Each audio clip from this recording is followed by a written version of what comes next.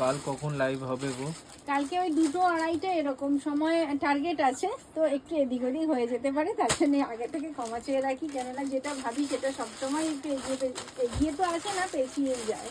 তো কালকে টার্গেট আছে 2টো থেকে 2:30।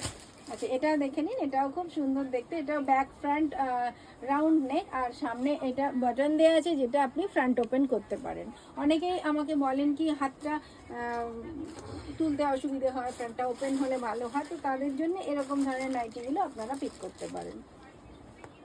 এটাও 245, সরি 255, এটাও 255।